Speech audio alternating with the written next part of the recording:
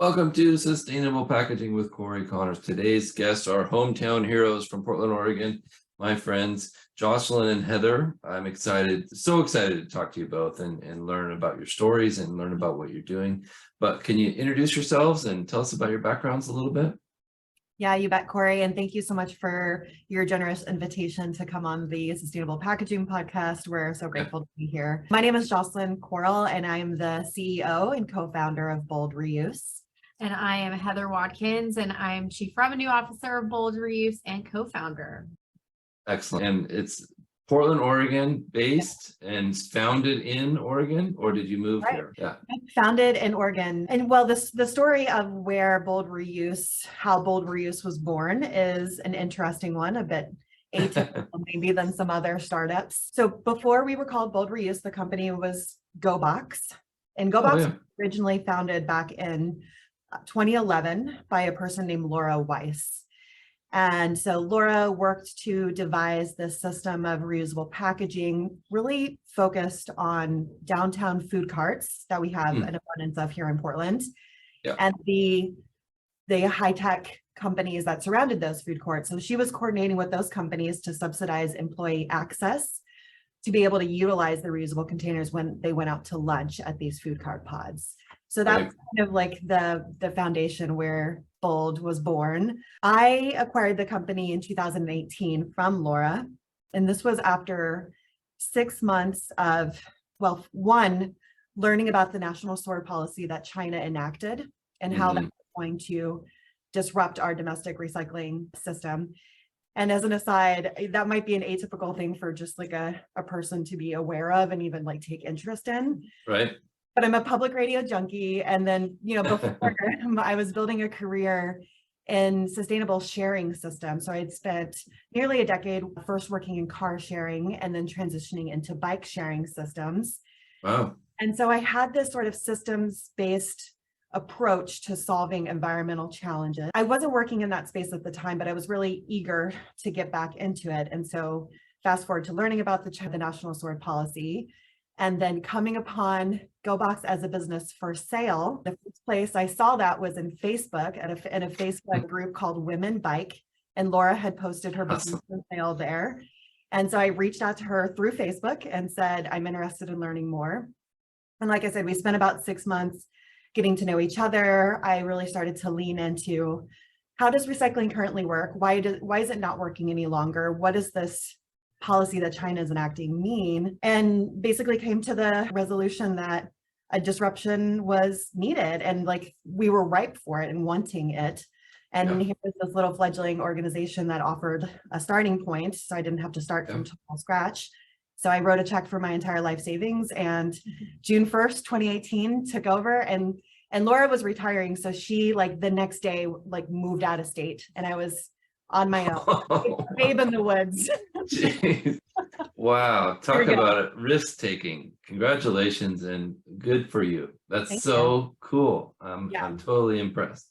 Thank you very much. And Heather joined our team earlier this year. You want to speak about where you came from? Yeah, I've been in tech. I lived in San Francisco for more than a decade, working for lots of different SaaS companies.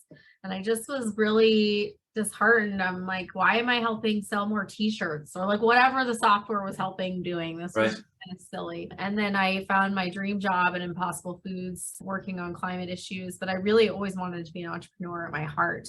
And I left Impossible Foods early this year, and I put it into the ether that I wanted to be a co-founder and join a business that was helping solve a really important climate problem. And Jocelyn and I were introduced, and it just became a match made in history. My background is marketing, sales, and growth and business, and hers is in logistics and sustainability and operations. And we just have this amazing opportunity, especially in B2B, in the B2B space around reuse, to really scale and support a big business need and make a big impact. Awesome story. Cool backgrounds. I've heard recently saying, don't go into business with someone who's just like you. True. And it sounds like you have found your polar opposites. And it seems to be an incredible. It's funny. I mean, you say that, but then it's like, oh, our music taste, our book taste, all the We show up in the sometime. It is funny, but yes, from an experience set, definitely different perspective. Complementary experiences Yes. with still lots of overlap of, shared values, shared vision, same level of motivation. We, I didn't think I was going to be able to find anyone that worked harder than me. And like Heather works harder than me. And I am just so grateful to have her as a co-founder. So, yeah. Well, wonderful. And just really, really cool to see two very, very strong people doing very good things in the world of sustainability. I appreciate it personally and professionally. I'm excited to learn more about what it is that Bold Reuse does. Can you tell us a little bit about a project that you've worked on recently or something that was really interesting? I know you work with some very big clients. Yeah. Yeah. So if I may, first, I'll share our mission statement because that kind of helps to put out there what we do. So our mission statement is to end single-use waste by making reusable packaging easy for all.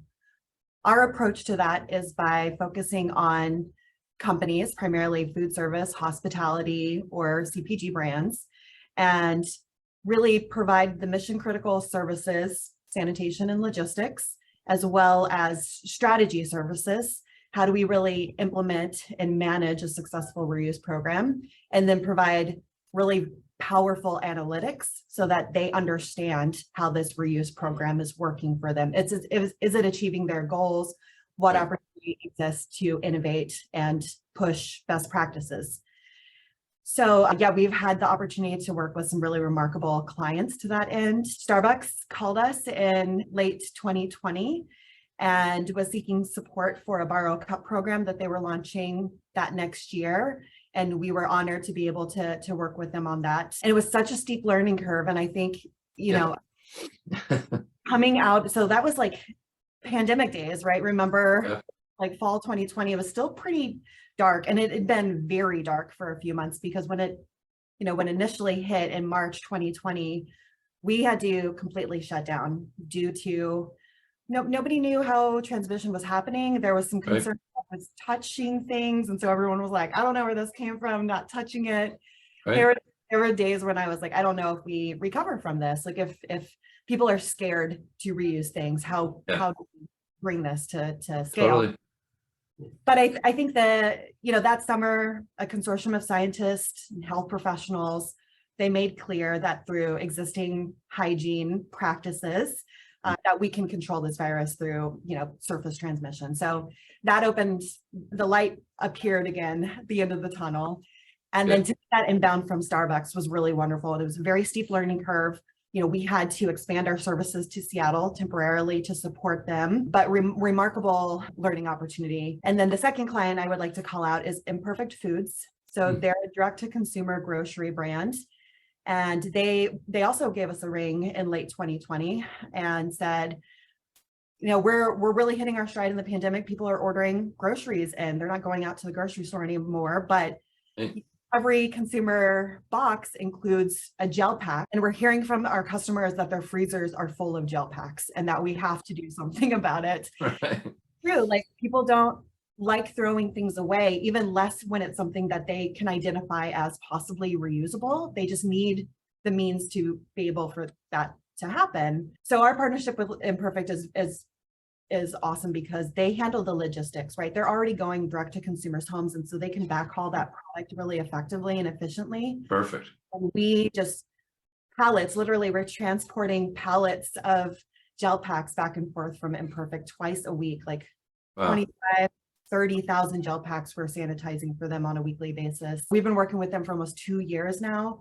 And the impact from our partnership with them is just, it's so visceral when you're in our facility and you see pallets of reusable products and then we're moving them, twice a week. You're just like, oh my gosh, all of that could potentially be going to the landfill. But instead, consumers are helping, Imperfect is helping, we're helping. This is a real win-win-win. That's also great things to reduce carbon emissions and keep things out of our local landfills. Yeah, we've reduced, I think about 1.5 million pounds of gel.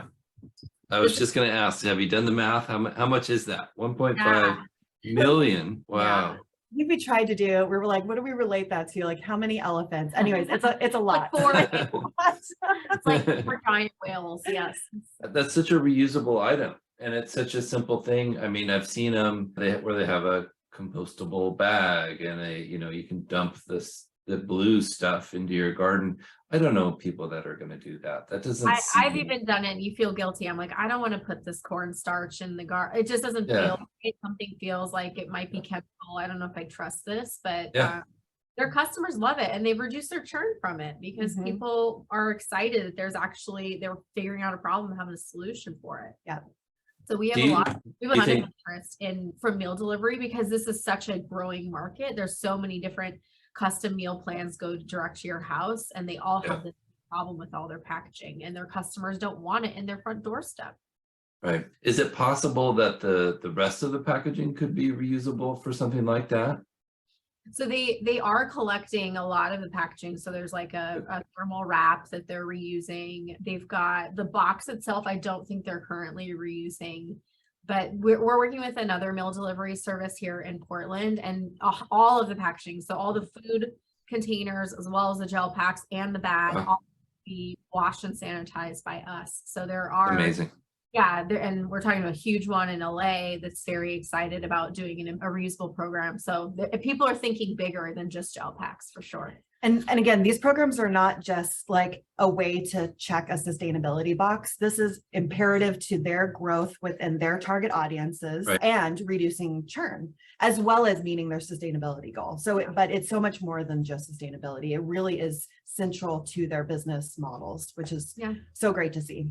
Well, the other cool thing is we were able to calculate they would save basically 50%. The big one we're talking about that we're negotiating right now, they would reduce their packaging cost by 50% by including a return reuse program, which is incredible for their bottom line. And it could be a make or break. I think there are companies who are teetering and they're struggling with certain, socioeconomic issues that are happening. Cost of labor is going up. These things, other things are affecting the bottom line in such a big way. And if you can come in and say your packaging is at half the price all of the sudden, and we're also going to build a loyalty program where you're not going to lose customers.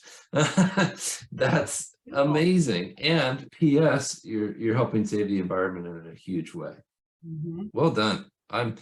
I'm so impressed. As we said earlier, I'm a fellow Portlander and I saw you were working on a project at the Moda Center. Can you tell us about that and how that could relate to other sports arenas? Yeah, love to. Heather, why don't you take a shot? Yeah, so the Moda Center and the Portland Trailblazers, they've always been at the forefront of sustainability. They were one of, I think, the first LEED certified building. They really care about sustainability, and especially I didn't know that. Portland definitely care about sustainability. So the city of Portland no longer accepts foodware into the compostable waste streams. And so they went from diverting 80% plus of their waste to diverting, way less than that. So they were looking for a solution to this issue and they saw reuse as a solution. And they called us and said, we'd love to test out reusable packaging, especially around food and beverage containers starting in our club level. So that's what we've been doing since September of this year. All the concessions on their club level, the food like nachos and burgers and, burritos are all coming in a reusable tray instead of a boat. And after people are done consuming that, they put it into the reusable bin and we pick it up and wash it and it goes right back to the stadium. So it's reducing carbon, reducing waste, just like in consumer, when you're in an arena, you can't engage in their sustainability efforts. You're not engaging in their lighting or their energy consumption. Right. You can engage in, this reuse program. So people are very excited about it. We did some testing with customers a few weeks ago and somebody said it makes them feel like home. Like when you, I don't remember the exact story, but it's so sweet. He was just talking about how reuse is normal at their home. Like they use, Tupperware containers and it's just central to their families, sort of that's how they live. And so I thought that was just such a sweet sentiment that we do have the opportunity to normalize reuse and it's not far off. Like people are already doing this in grassroots ways at home. We just need an efficient way to do it at scale, to systematize it at scale. But now it's so exciting because the trailblazers have trailblazed and they did something that's easy for everybody to see and feel and understand the model. And now we're just getting inundated with different sports teams and stadiums. They're saying, yeah, I'm ready. They're doing it. Like, it seems like it's something easy that we can implement. And again, now it's actually, it's cost neutral, or even they're making money because they can sponsor the whole program. Normally Right. millions of dollars in packaging that they literally just toss, and they just kept having to buy more and more. And now they have an asset and they can sponsor it, and it's becoming a revenue generator for them. So it's just such a huge shift from like a liability to an Yes. asset, like, and helping them wrap their minds around that, because it is such a dramatic shift. But what is really, really great is, as you would anticipate in the professional sports space, venues are competitive with one another. So like, Right. one gets started and then the others are like, hey, excuse me, like, what are you doing? We need that. Our customers are expecting that. We need to be leading. So We're going to do that better than you. Yeah. Right. it's a very replicable example, right? Like, what an opportunity. It's like high volume on-site consumption that is just so, again, it's so much easier to collect on site, rather, because the packaging isn't going out of the venue like traditional takeout, right? Oh, okay. Within a very small geographic footprint. So that makes our jobs as operators even more efficient and effective to be able to scale to, really scale to meet that high volume in a single venue. So Companies are paying to, or potentially could pay to have their logos or their information on this packaging, and it will get reused in perpetuity and cleaned on site, or do they bring it to your site to clean? So one of our big value propositions is we haul all of this stuff offsite for you. So, their team is helping us collect it at the end of events, but then we visit the stadium, we collect all of that reused packaging, we backhaul it to our facility, and then it goes through a very vigorous quality control, wash, Awesome. sanitize, dry, prepare for delivery back, because that's just going to make it so much easier for them, right? They don't have to worry about the infrastructure. They don't have to worry about the Cool. So that's our goal, is really, again, to make it as easy as possible to make this transition happen. Yeah. They don't have to worry about liability. We've invested a ton in health and safety Yeah. and in our process. So that's definitely something that's unique and special, and they don't have to stress about it. Yeah. One note, you were Awesome. talking about like adding logos and messaging. Again, this is a shift in thinking, but we do try to keep the packaging as utilitarian as possible. We don't want it to look like a souvenir cup or a souvenir. Right. People are encouraged then to take it home. If it has this professional sports team logo on it, they're like, I want this.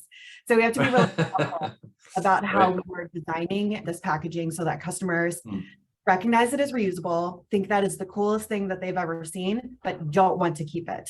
They're like excited to return it when they're done with it. But yes, the opportunity to add a sponsorship logo to that, and again, turn it into an asset for these teams to be able to sell a sponsor for the program is pretty remarkable. That's amazing. What is the attrition rate of the packaging? Like how much of it gets damaged, just generally? I won't hold you to these numbers, but just interested.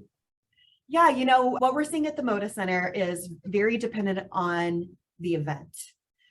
So as basketball season has really gotten up to speed, we're realizing that customers are becoming acclimated to reusable packaging. They recognize it now, they understand it, and so we're starting to see higher return rates. Some other events, whether it's a music event or maybe a comedy event, that might be the only time a person is able to go to one of those events in in a period of time. So they might not have the ability to learn about the program quick, and that could potentially lead to some loss, attrition there. Again, people either accidentally putting them into the wrong bin, which we're actively doing sorting at the end of events to. Oh, good.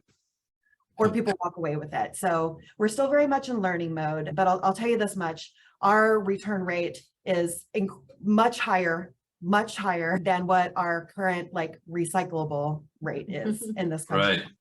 So can you share that number? Or I would think with Moda, it's confidential. However, we can give averages.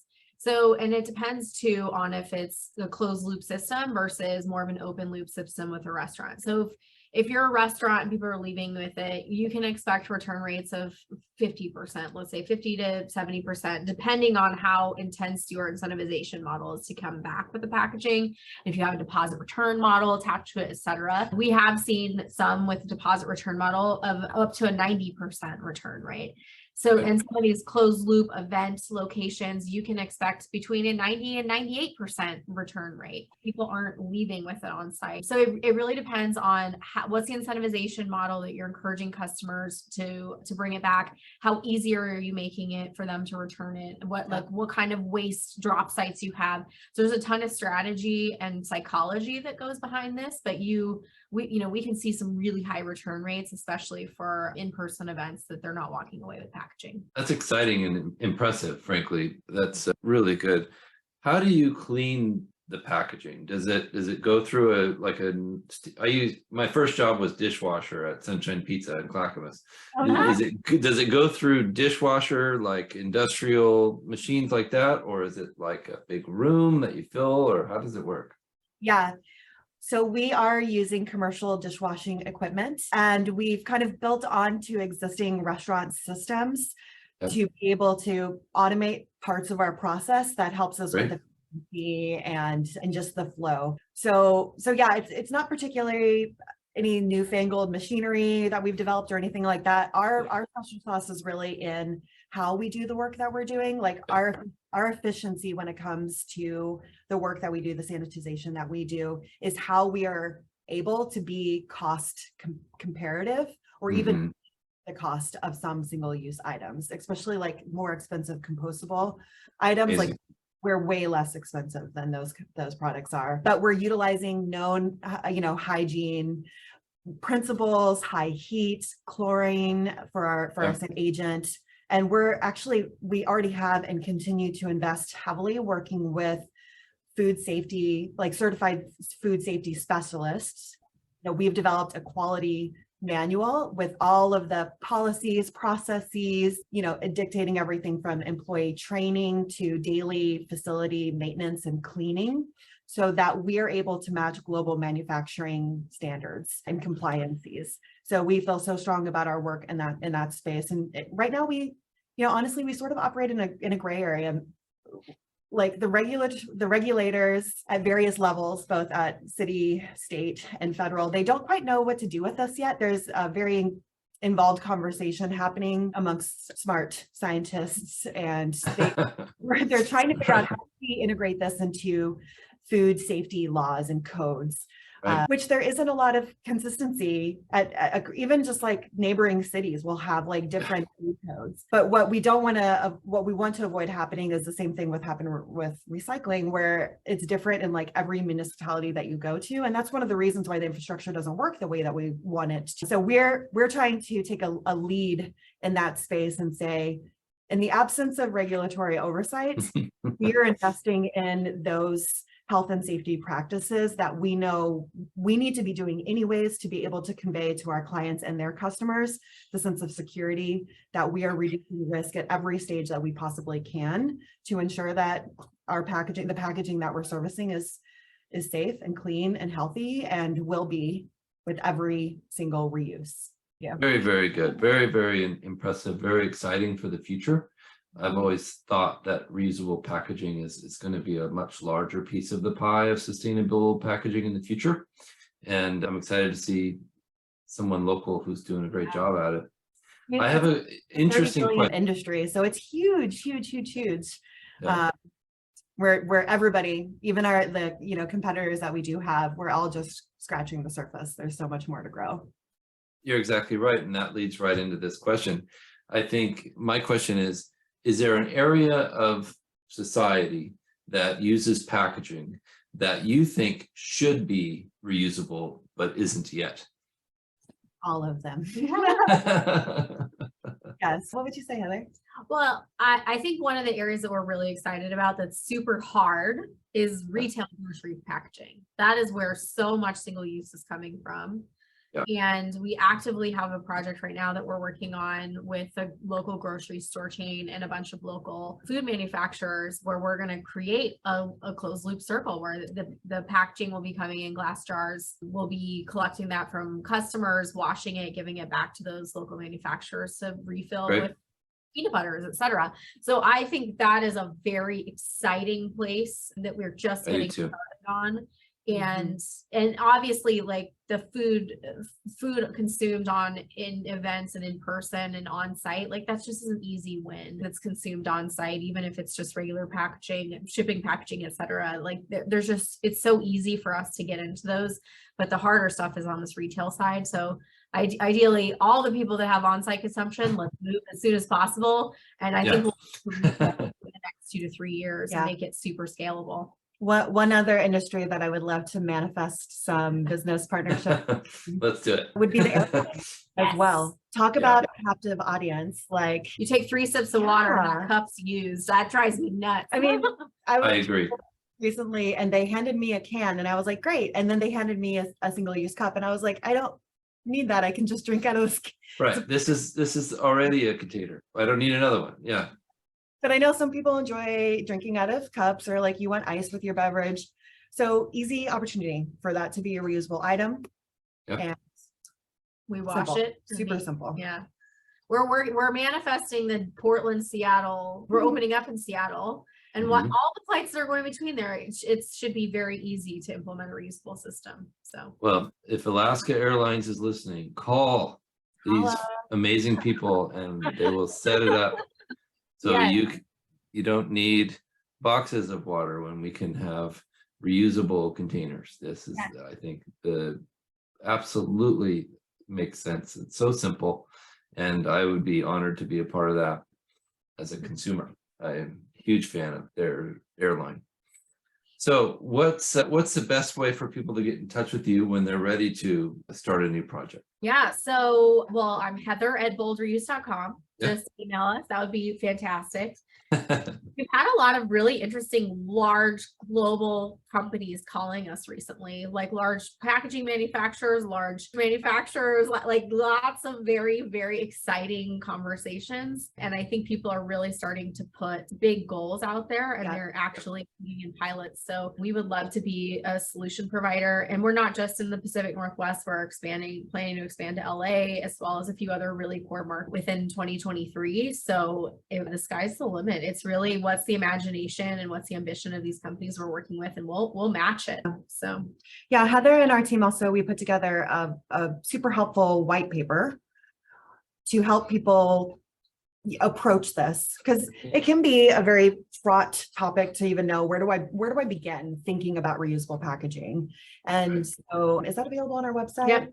Great. So boldreuse.com, that white paper is there, so you can download it and read it during your holiday break. And our contact information is in there as well. But yeah, so much of what we love doing is working with people that know there's a better way out there. They just need a little bit of guidance and partnership to make it happen and to see these programs come to life. And we just get so much joy out of working with these companies and these individuals, I should say, at these companies that really are motivated to make a difference, make a really big. That's the sentiment, and that's the future of this whole thing, is the people that are actually in the trenches. Like I'd like to include myself in that, but the three of us, I think we're working very hard to improve and to educate and to show that it's possible. Yeah. I think that's why I started this podcast. I want people to know what's out there so that they can improve the sustainability of their packaging. Yeah. An end goal for us is we want to make you feel like a superhero, whether you is a business owner or a customer of a business or whatever it might be.